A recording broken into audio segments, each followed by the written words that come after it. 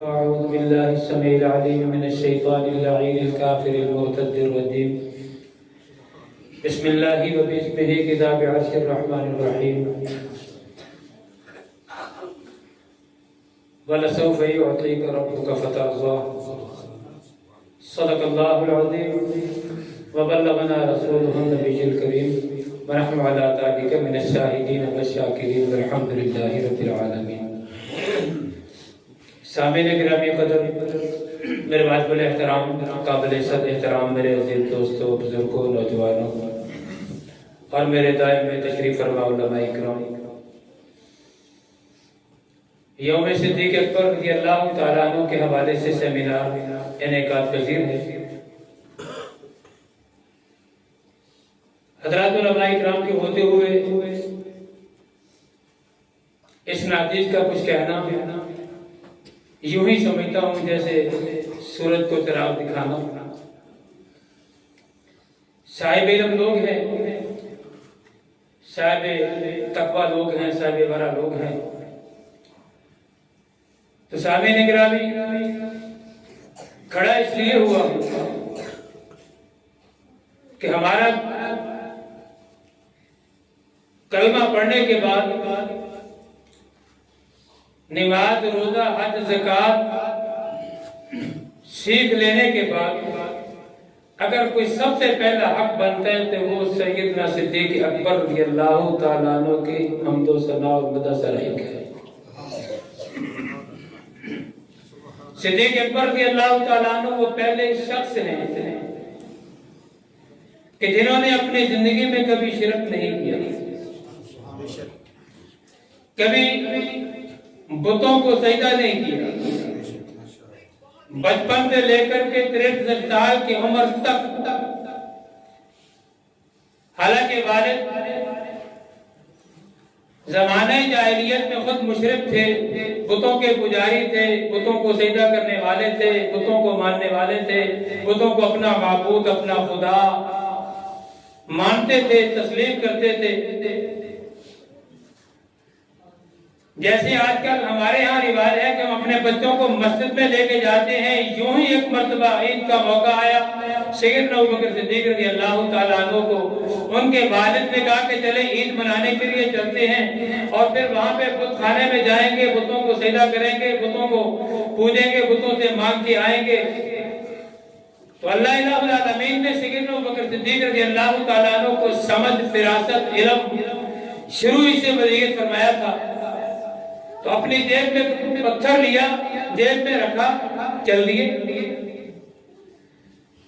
عید منائی. عید منانے کے بعد والد گئے بت خانے کے اندر، جا کر کے بتوں کو سجدہ کیا، ان کو مانا، ان کو خدا کہا، ان کے سامنے اپنی حاجتیں رکھی، اپنی ضرورتیں رکھی. فارغ ہونے کے بعد واپس آئے تو دیکھا ابوبکر صدیق رضی اللہ تعالیٰ عنہ بتوں کو سجدہ کرنے کے لیے نہیں آئے. حیران ہوئے، پریشان ہوئے کہ ہمیشہ چھوٹے بڑوں سے سبق لیتے ہیں. یہ کیا ہوا کہ بیٹا میرا ہے، میں بتوں کو پوجنے کے لیے آیا ہوں، بتوں کی عبادت کر رہا ہوں، ان کو رکوع کرتا ہوں، ان کا سجدہ کرتا ہوں، لیکن میرا بیٹا میرے پیچھے کیوں نہیں آیا؟ والد ابو قحافہ عثمان پوچھنے پر مجبور ہوئے.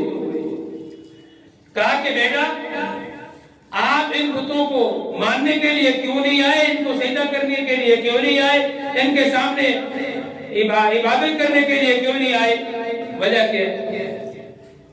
قربان جاؤں سیدنا ابوبکر صدیق رضی اللہ تعالیٰ عنہ کی فہم و فراست پر اپنے جیب سے یوں پتھر نکالا، اپنے ہاتھ پہ رکھا. ہاتھ پہ رکھنے کے بعد کہا کہ ابا مجھے ایک بات بتائیے، یہ پتھر جو میرے ہاتھ پہ پڑا ہے یہ میرا حاجت روا ہو سکتا ہے؟ یہ پتھر جو میرے ہاتھ پہ پڑا ہے یہ میرا مشکل کشا ہو سکتا ہے؟ یہ پتھر جو میرے ہاتھ پہ پڑا ہے میرے لیے سجدے کے لائق ہو سکتا ہے؟ یہ پتھر میرے لیے رکوع کے لائق ہو سکتا ہے؟ بیمار ہو جاؤں تو مجھے یہ صحت دے سکتا ہے؟ صحت میں ہوں تو مجھے یہ بیمار کر سکتا ہے؟ باپ نے ہر چیز کے سامنے، ہر سوال کے سامنے جواب نامے دیا کہ یہ نہ تو آپ کو بیمار کر سکتا ہے، نہ آپ کو صحت دے سکتا ہے، نہ آپ کا کچھ بگاڑ سکتا ہے، نہ آپ کو کچھ دے سکتا ہے، نہ لے سکتا ہے۔ فرمایا کہ جب یہ پتھر میرا کچھ نہیں کر سکتا، میرے سجدے کے لائق نہیں ہو سکتا، رکوع کے لائق نہیں ہو سکتا، میرے لیے یہ قابل اعتماد نہیں ہے، قابل اعتبار نہیں ہے، عبادت کے لائق نہیں ہے، سجدے کے لائق نہیں ہے، رکوع کے لائق نہیں ہے۔ فرمایا کہ جب یہ لائق نہیں ہے، یہ بھی تو پتھر ہے، وہ بھی تو پتھر ہے، وہ بھی تو پتھر ہے، یہ کچھ نہیں کر سکتا تو وہ کیا کچھ کر سکتا ہے؟ وہ اپنے خدا بننے کے لیے میرے ہاتھوں کا محتاج، اپنی آنکھیں بننے کے لیے تیرے ہاتھوں کا محتاج، اپنے کانوں کے لیے تیرے ہاتھوں کا محتاج، اپنے بالوں کے لیے تیرے ہاتھوں کا محتاج، اپنے آنکھوں کے لیے تیرے ہاتھوں کا محتاج، سر کے لیے تیرے ہاتھوں کا محتاج، ناک کے لیے تیرے ہاتھوں کا محتاج، کھڑا ہونے کے لیے تیرے ہاتھوں کا محتاج۔ سب کچھ بنانے کے بعد جب تو اس کو کہے کہ کھڑا ہو جا تو کھڑا نہیں ہو سکتا، اس کو کہے کہ بول بول نہیں سکتا، اس کو کہے کہ سن سن نہیں سکتا، اس کو کہے کہ چل چل نہیں سکتا۔ فرمایا کہ جب یہ کچھ بھی نہیں کر سکتا تو یہ عبادت کے لائق بھی نہیں ہو سکتا۔ یہ تھی سیدنا ابوبکر صدیق رضی اللہ تعالیٰ عنہ کے فراست۔ وہ لوگوں کون صدیق؟ وہ صدیق جب میرے اور آپ کے محبوب علیہ السلام نے ہجرت فرمائی تو میرے محبوب علیہ السلام نے سیدنا ابوبکر صدیق رضی اللہ تعالیٰ عنہ کے گھر کی طرف چلنا شروع کیا۔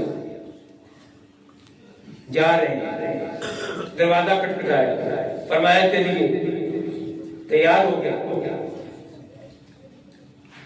وہ لوگوں کیا بتاؤں میں آپ کو، جب میرے اور آپ کے محبوب آقا انعامدار تاجدار مدینہ ساقی کوثر شافی محشر محمد عربی صلی اللہ علیہ وسلم ہجرت کر کے چلتے چلتے سور پہاڑ کے قریب پہنچے تو میرے محبوب نے ارشاد فرمایا کہ ابو بکر اب چلا نہیں جاتا، تھک گیا ہوں، کیا کروں، سواری بھی نہیں ہے، کس چیز پہ آگے جائیں؟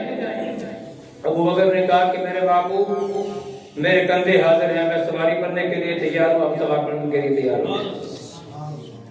اپنے کندھوں پر سوار کیا۔ وہ لوگوں وہ کیسا منظر ہوگا جب ابو بکر صدیق کا سر ہوگا، میرے محبوب کے رحمت والے ہاتھ ہوں گے، یوں میرے محبوب نے ابو بکر صدیق کے سر کو پکڑا ہوگا۔ وہ کیسا منظر ہوگا جب میرے محبوب علیہ السلام کا جسد ابتد ہوگا اور سیدنا ابو بکر صدیق رضی اللہ تعالیٰ عنہ کے کندھے ہوں گے۔ وہ کیسا منظر ہوگا جب میرے محبوب کے پاؤں ہوں گے، ابو بکر صدیق کا سینہ ہوگا۔ رنگ نہیں چڑھے گا تو پھر اور کیا ہوگا؟ رنگ نہیں چڑھے گا تو پھر لوگوں اور کیا ہوگا؟ لوگ ابو بکر کو محبوب سمجھ کے، محبوب کو ابو بکر سمجھ کے، کبھی اس کو سلام پہلے کرتے ہیں، کچھ کو سلام پہلے کرتے ہیں۔ اور سنو،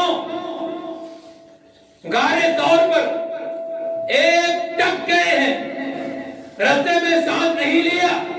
آج کا جوان اگر غارِ ثور پہ چڑھنا شروع کر دے، رب کعبہ کی قسم اٹھا کے کہتا ہوں، جب تک 4-5 بوتلیں پانی کی رستے میں نہیں پیے گا، غارِ ثور تک نہیں جا سکتا۔ واسطے دیکھ میں تیری صداقت پہ قربان جاؤں، تو نے اتنا دن مشان کام کیا، ایک ٹک کیا، میرے محبوب کو لے کے غارِ ثور تک پہنچا۔ باقی کی باتیں انشاءاللہ پھر کبھی کریں گے۔ واہ خدا بنا الحمدللہ۔